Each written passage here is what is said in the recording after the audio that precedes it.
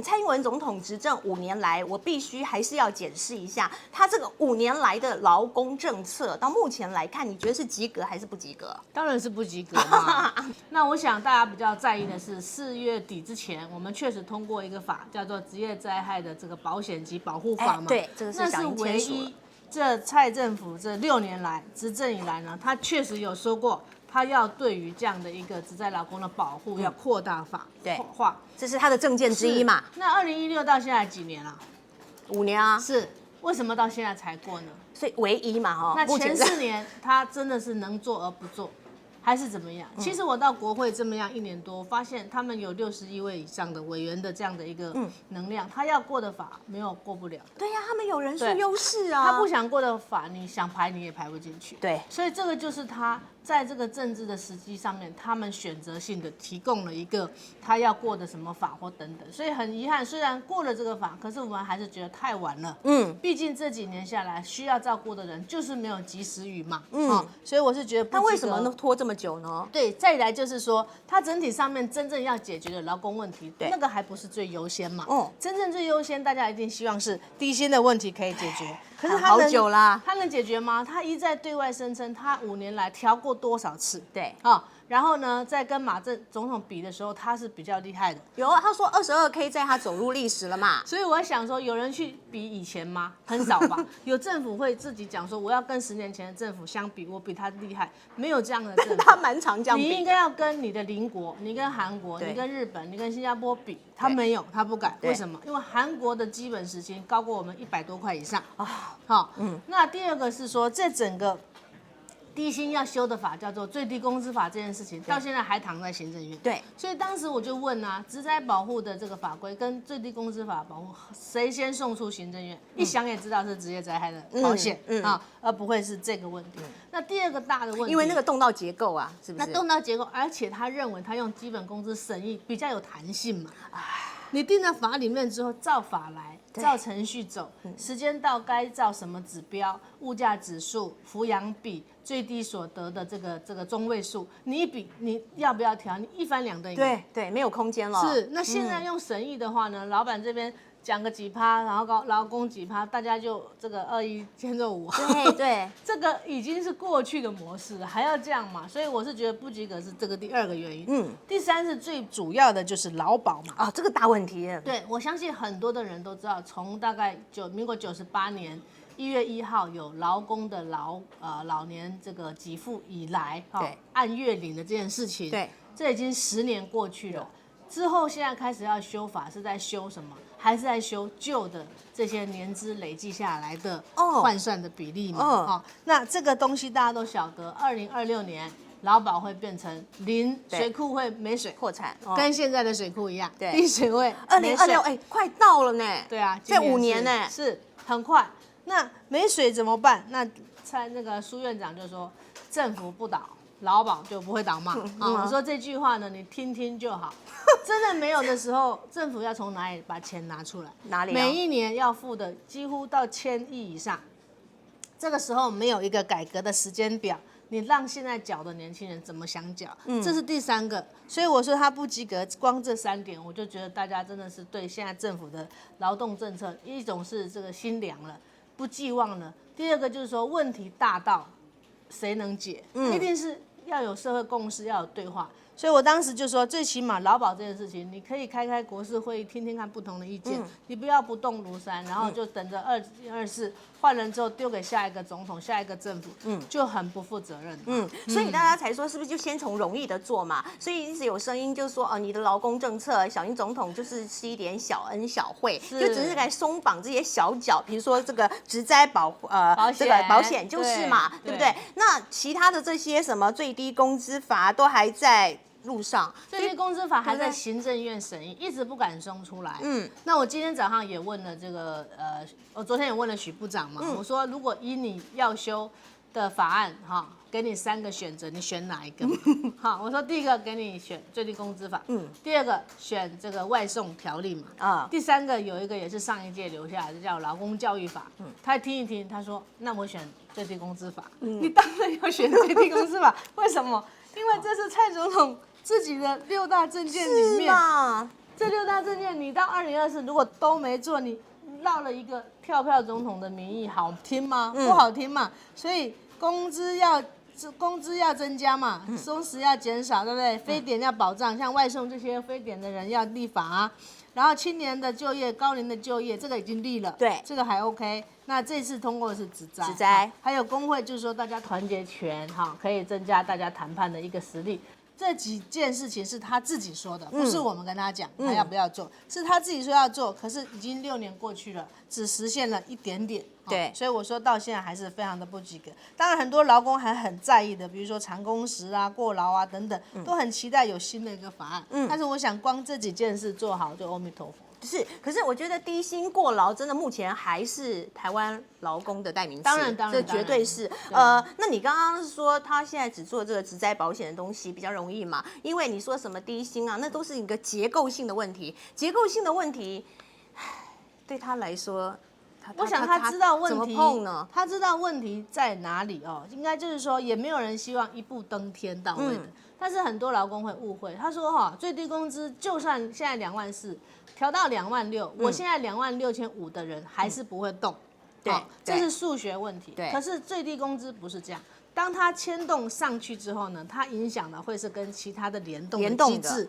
那一定程度大家都知道，台湾为什么低薪？一个是说过去很多老板要加薪的部分呢，好像就加到这个社会保险里面去了。对，像健保啊、劳保啊、国保这些是费率问题，所以老板就说，我有加，你没拿到而已。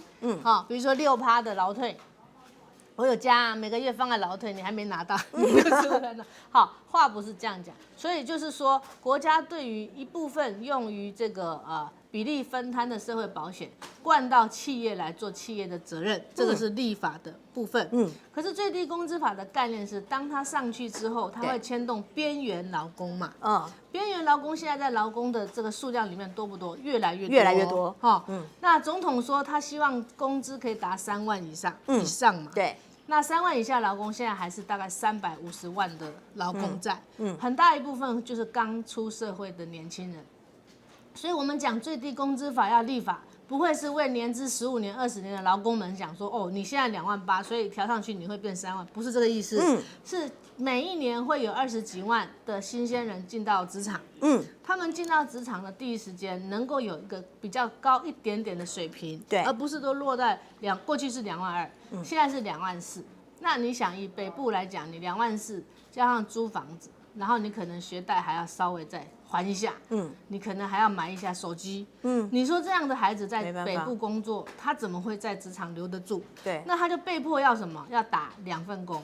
所以现在就变成零碎工作变成主流，就是因为这样我才能够去接第2份工作。就斜杠是好听，不好听就是我要打3份工嘛。对，那这样子怎么会是让职场稳定、劳资关系好呢？所以最低工资法就是让你一开始起步的时候呢，是能够有一个基本水平的。这个还是整个法的目的。那很多人可能怀疑了哈，就说那对我没好处，我就不去立，不是这样子。你只有从这个最刚出社会的这一批人，给他基本的保障，或者是劳基法讲了说不得低于基本工资是现在的法规，只是现在的基本工资没有一个机制，都是用喊的，对，所以让他这个法制化，然后公示明确化，这样子劳工也可以知道说，今年不调或怎么样，是基于什么样经济情况哈。那很多人以前的误会是说，公务人员调，劳工就会调，没这回事。对，谁说的？就是过去行业透过政府去带动这个所得的概念，让消费刺激嘛。所以公务人员调3%，民间就说我跟进，法上完全没有这回事啊。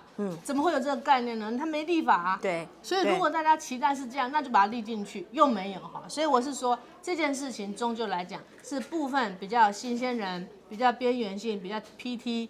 这种人会受到影响，那我们要保护的是这样的劳工。明年要选举了，2022，那接下来更大的2024，所以有可能在这之前，小英会做出什么吗？我想这件事情对于他的青年选票当然是一个指标嘛。对。那如果过去讲了那么，我还是再拿一下这一张，这张当时很多人投票是看到他想要做事，而且他要做的就是我刚刚讲比较弱势的人啊，非典也是刚刚讲，对，起薪也是年轻人，比较是青年就业，大家是看到这个，然后817万投给你，你总不能6年了，现在只做了1/3不到，那剩下2年半的时间，你能不能做完？你做不到，你要跟劳工讲为什么做不到，而不是现在用一些技术性的理由然后拖延，然后呢不处理。以劳保来讲，就是很清楚，他已经从这个负债潜藏负债9兆，对，马上要上升到10兆，对，10兆的概念大家都知道嘛，大概是4个中央政府总预算的4个年度嘛。但是蔡政府目前没有解决之道哦，他没有要动哦，没有要动，他还是说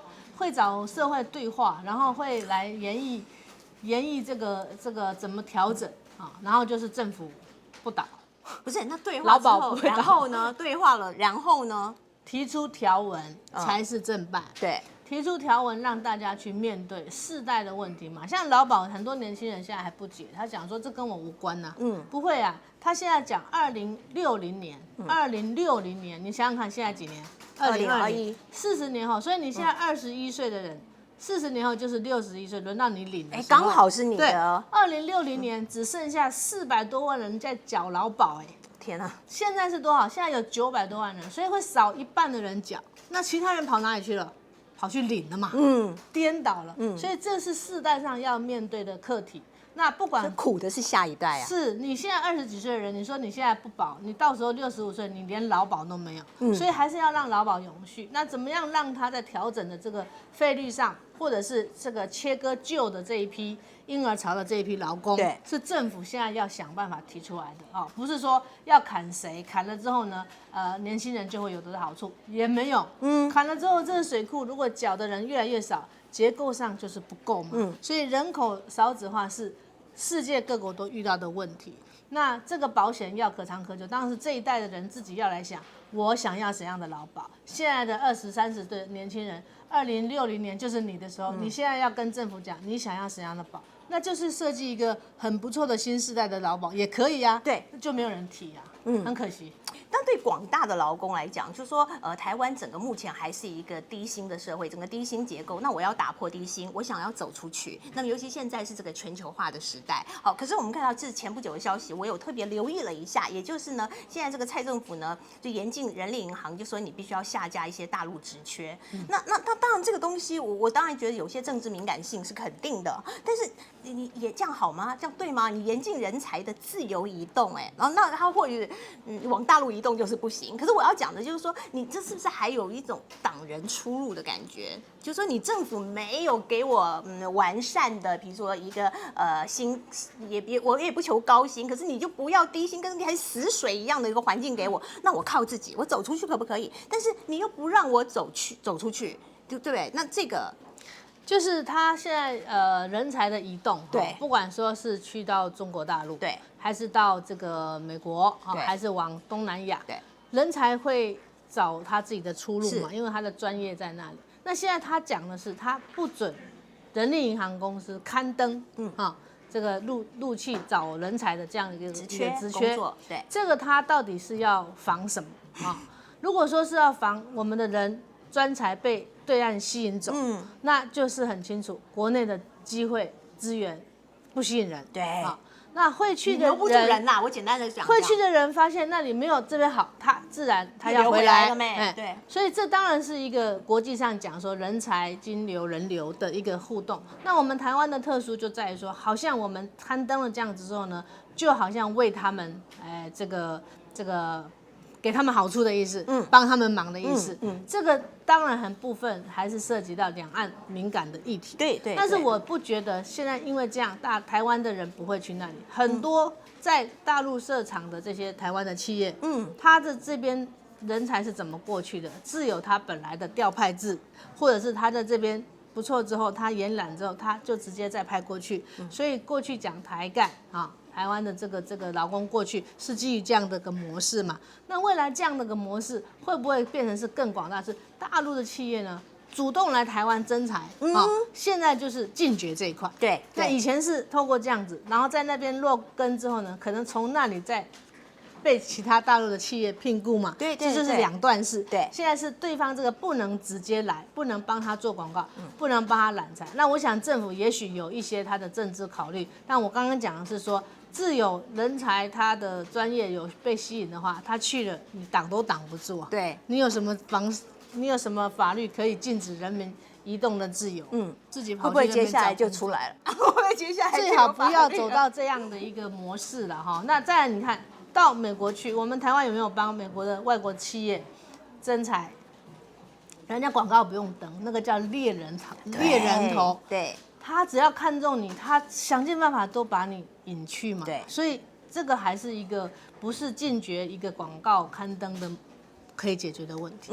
好，可是反而会让我们觉得有一点点，你不要这样搞，是不是在开集权倒车？而且有一些就是特定性的地区，然后变成大家对这个地方会有误解。有一些企业在大陆，也许它管理上面，它的这个福利上面也不错啊。对虽然国家整体上没有很自由，有一部分还蛮集权，可是它如果在企业征才这一部分，它慢慢影响改变，整个环境会变。因为整个社会里面，以台湾为例，企业是台湾组合里面重要的一个社群嘛，台湾有100万以上的企业，所以企业改得好，企业的职场条件慢慢调整，会带动社会嘛，会带动政府。那我不认为以中国它目前的企业里面，也很多是前几百大的，它慢慢会不会有这样的影响调整？我觉得这是可以期待的。